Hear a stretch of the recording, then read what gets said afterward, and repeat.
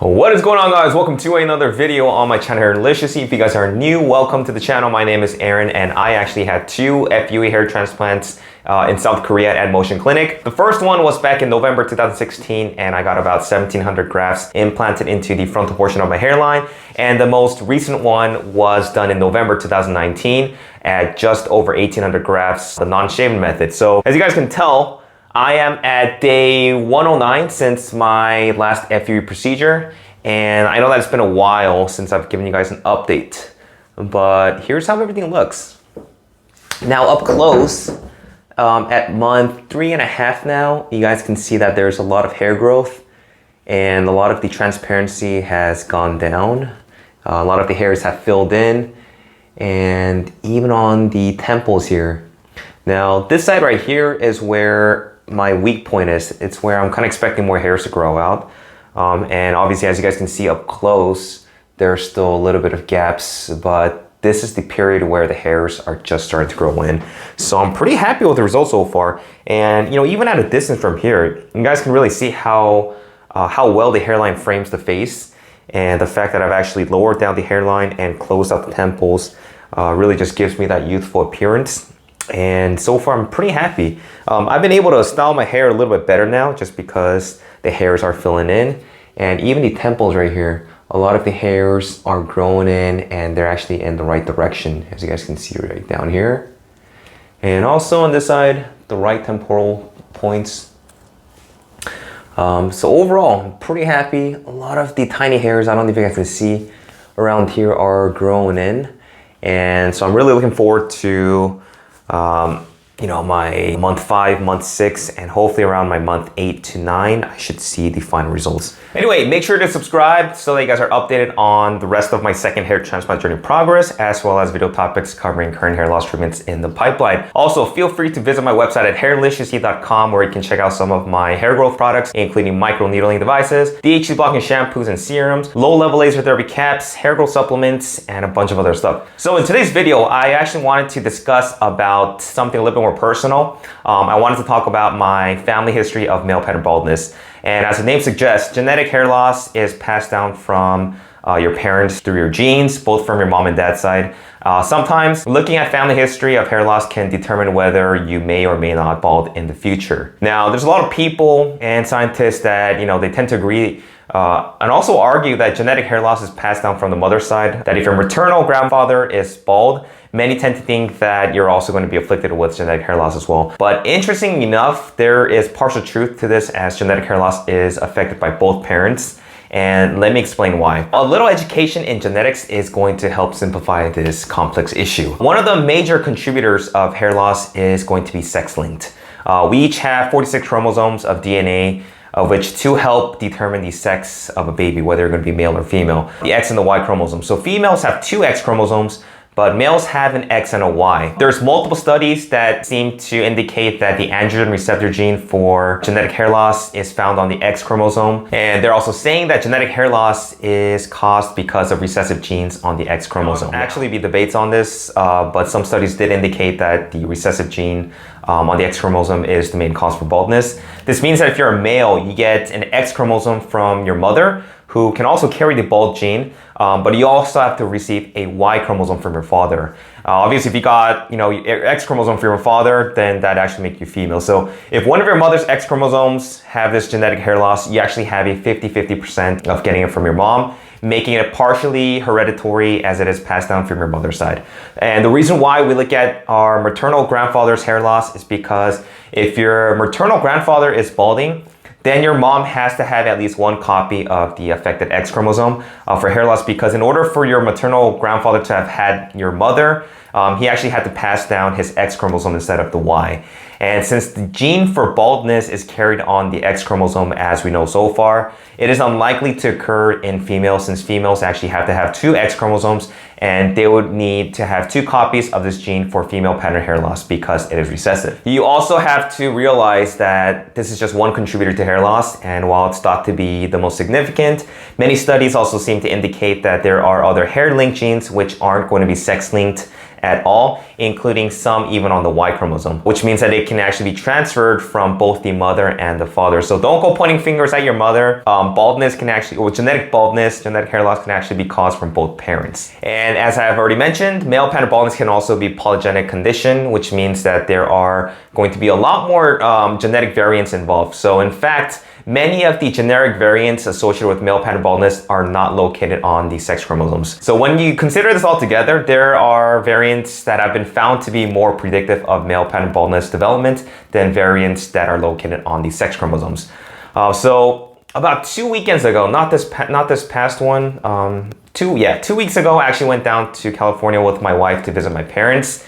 And I've only, get to see them about once every 2 to 3 months. So I decided to take a look at my dad's current hair loss situation. My mom, who is a hairstylist, was cutting my dad's hair at home, and I managed to take a short video of my dad's scalp, highlighting his current hair loss. And as you guys can see, my dad has receding temples on both sides, as well as the frontal and the mid scalp. He's going to be turning 60 this year, and he's not taking any type of hair loss medication, and he has never been or actually had any hair transplants. Although I think it might be a good idea if I do take him. I think that he would really like it, because I feel like he's been worrying about his hair loss since he's always been putting on, hairspray to style his hair a certain way. But, the good thing is that he is not thinning on the crown, and he has really good density in the back of the donor zone. So he would be an excellent candidate for about 2,000 to 2,500 grafts just to fill in the frontal portion and also the mid scalp. To fill in his temples and also to recreate a new hairline. So I really think it's going to be a good idea to take him. Let me know what you guys think. I'll probably ask him and see if I can take him maybe sometime next year. This whole coronavirus has just been affecting, just worldwide. And if you guys didn't know, I actually work for Customs and Border Protection. So we deal with a lot of passengers, international passengers, and we've just been, just overwhelmed with a lot of work because we have all these people who are coming to the US from China, or they have a nexus to China.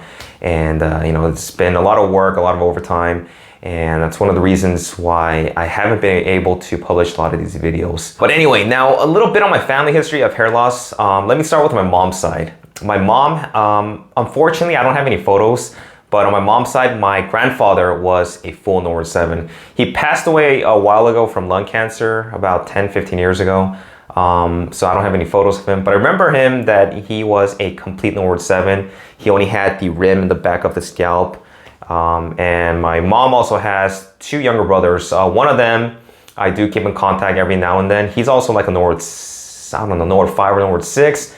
He's about 50 years old. And the other brother, I don't think I have any photos of him, but he might also be balding. So on my mom's side, there's definitely the hair loss running. And moving over to my dad's side, my grandfather on my dad's side was also bald.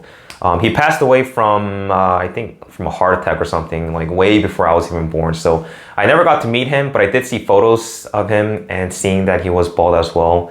I think he was around like a Norwood 6 to a Norwood 7. And my dad also has 2 brothers. One of them who is, I want to say about 65.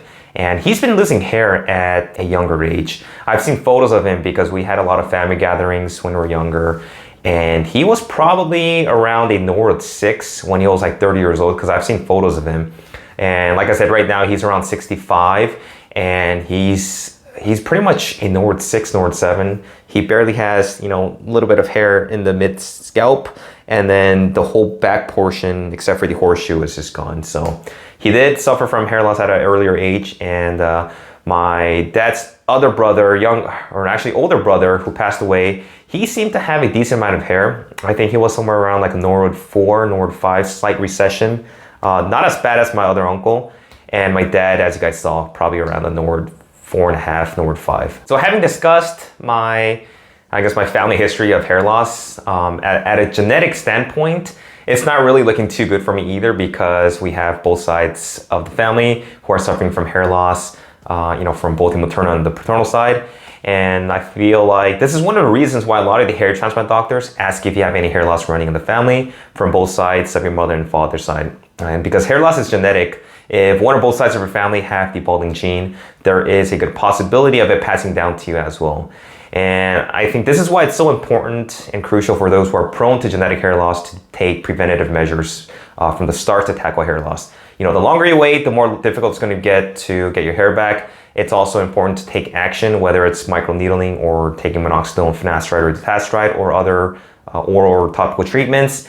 And had I not done anything up till age 32 right now, I would probably end up in a far worse condition than I am right now. And most of you guys are aware that I am taking finasteride, microneedling with minoxidil, using my DHT Bucking shampoo, low-level laser therapy cap, and I've actually had 2 hair transplants to lower the hairline and fill in the recessions. And overall, I'm pretty happy with the results, as well as just being able to maintain the hairs that I have right now. So if you guys have any questions, or you guys are worried about you know, suffering from hair loss in the future, I would suggest taking a look at both your mom and dad's side of the family and see if there's any hair loss running. If there aren't any, that doesn't mean that you're not going to be, you know, that you're not going to get hair loss. It just means that you have a better chance of not getting hair loss. And even if you do have, you know, one or both sides of the family suffering from hair loss, that doesn't necessarily mean that you're going to get hair loss or genetic hair loss. A lot of times, you know, genetic hair loss tends to work in different ways. Sometimes it might skip a generation. Sometimes you might not even have to worry about hair loss at all. And other times, like I said, it's just not focused solely based on genetics. If you guys have any questions, let me know. That's pretty much it for today's topic. In my next video, I think I will be covering topical finasteride. I actually got one of those tablet cutters. And, you know, I can actually also grind the tablets through that way. So if you guys are curious on taking a topical version of finasteride, I will be covering that in my next video. Also, if you guys have heard of Polychem, they are actually coming up with a topical finasteride either in 2021 or 2022. So I will also do a video on that. But if you guys have any questions, please make sure to leave me some comments below. And I will talk to you guys in my next video. Take care.